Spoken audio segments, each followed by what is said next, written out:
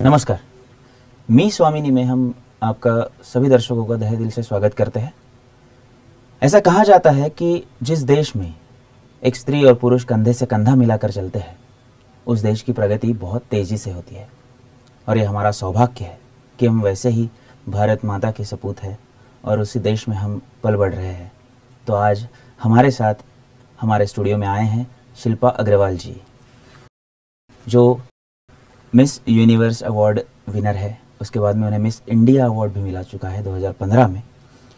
अलग अलग एंटरप्रेन्योरशिप में उन्होंने बहुत सारे अवार्ड्स उनकी लाइफ में पाए हैं।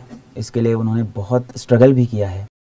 शिल्पा जी, मैं आपसे एक सवाल पूछना चाहता हूँ कि आपका जो भी ये जर्नी है 20 साल का, वो जर्नी में आपको क्या क्या मुश्किलें आई और उसके लिए आपको किसने किसने मदद की? मैं एक टिपिकल मारवाड़ी फैमिली में पैदा हुई थी, 4 बहनें और 1 भाई। पढ़ने का बहुत शौक था, डॉक्टर बनना चाहती थी, बट मारवाड़ी कम्युनिटी में औरतों को बहुत पढ़ाया नहीं जाता था। तो 18 साल की थी कि शादी हो गई। 19 साल में बच्चा पैदा कर दिया था क्योंकि समझ नहीं थी। और शादी बहुत मुश्किल से, मतलब it was a new beginning but बहुत डिफ़िकल्ट टाइम था मेरे लिए, क्योंकि मेरी सासू माँ से बिल्कुल बढ़ती नहीं थी। हम एक तलवार में, एक म्यान में 2 तलवार, और वो भी दुधारी। तो मम्मी और मेरी बहुत खटपट चलती थी और मुझे ऐसा लग रहा था कि मैं शायद एक अच्छी बहू नहीं हूँ, अच्छी बीवी नहीं हूँ, अच्छी माँ नहीं हूँ, मैं कुछ भी करने लायक नहीं हूँ। तो 2002 में मैंने डिसाइड किया कि इसको क्विट करते हैं और ख़त्म करते हैं। तो मैंने सुसाइड कमिट करने की कोशिश की, बट ऊपर वाले को शायद मैं पसंद नहीं आई थी, तो उसने मुझे नया जीवन दान दे दिया। मैं हॉस्पिटल में थी 1 हफ्ता, और उस वक्त मेरी मम्मी ने मुझे एक ही बात कही कि Shilpa, you are not a coward, तुम भाग नहीं सकते हो लाइफ से, you are a fighter and you have to come back. उस दिन रियलाइज़ हुआ कि यार बहुत बड़ी गलती हो गई है, अब तो वापस आना है, कैसे ना कैसे शुरुआत करनी है और उस गुल्ट से बाहर निकलना है। उसी दौरान मेरे हस्बैंड ने बोला कि शिल्पा, क्यों ना तुम आकाश फर्नीचर ज्वाइन कर लो, क्योंकि तुम पढ़ी लिखी हो नहीं, कहीं कोई नौकरी मिलेगी नहीं, कुछ कर नहीं सकते हैं। मुझे एक अच्छी राह मिली, एक अच्छा रास्ता मिला। मैंने कहा चलो यहीं से शुरुआत करते हैं। मैंने फैक्ट्री ज्वाइन की, बट उस वक्त फर्नीचर इंडस्ट्री एक मेल डोमिनेटिंग इंडस्ट्री थी, वहाँ औरतों की जगह नहीं थी, वहाँ सिर्फ आदमी ही काम करते थे।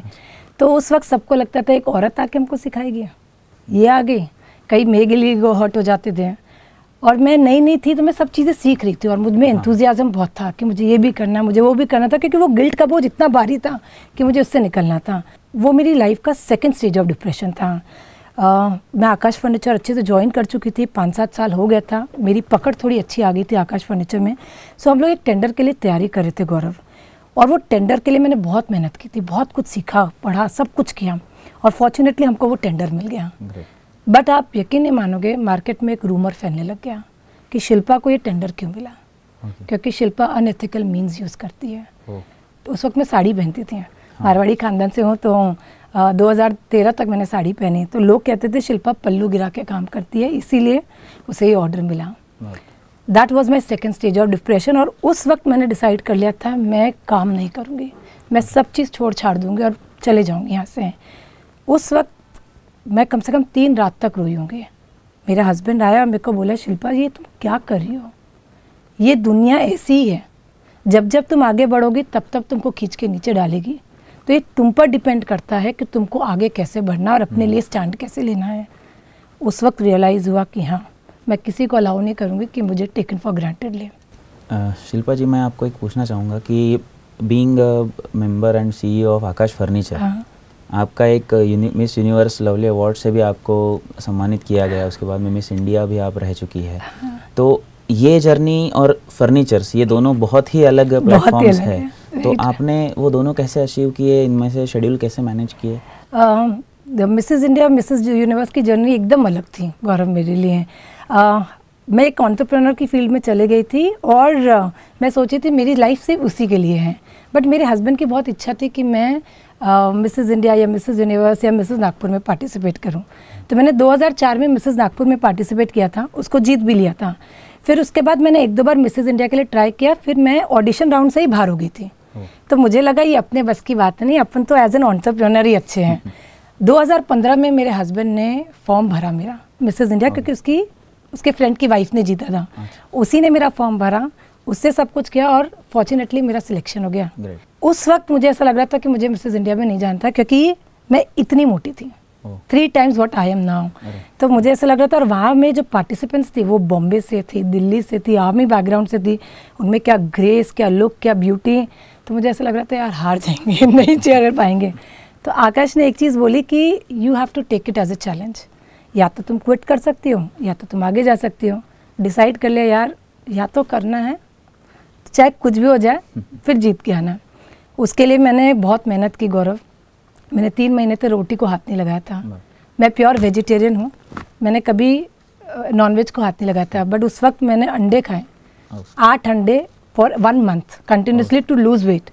सो मैं आपको ये सब इंसिडेंट इसलिए बताना चाह रही हूँ क्योंकि अगर आपके मन में चाह है तो राह है, और आपने अगर ठान लिया कि मुझे करना है तो आप कर सकते हो। तो मेरी ये जर्नी रही यूनिवर्स की। शिल्पा जी, मैं आपसे पूछना चाहता हूँ कि जो आपको 2013 में पहली बार अवार्ड मिला, उसके बाद में miss universe lovely, miss India award आपको मिला, उसके बाद में 2021 में अभी आपको MIDC एसोसिएशन ने भी एंटरप्रेन्योर के लिए अवार्ड से सराहा है। तो ये अवार्ड्स मिलने के बाद में जो जिम्मेदारियाँ बढ़ जाती है, तो उसके बारे में आप हमारे दर्शकों को क्या बताना चाहेंगे? अवार्ड्स एक तरीका होता है अपने आप को मोटिवेशन देने का। तो मेरे लिए अवार्ड्स ने बहुत अच्छा काम किया। जब मुझे एक अवार्ड रिसीव हुआ, मुझे ऐसा लग रहा था कि मुझ में मैं कर गुजर सकती हूँ, मैं और आगे बढ़ सकती हूँ। ये तो पहली सीढ़ी चढ़ी है मैंने, तो इसके बाद वाली सीढ़ियाँ चढ़ने, और मेरा झुकाव टुवर्ड्स मेरी बिजनेस और बढ़ते चला गया।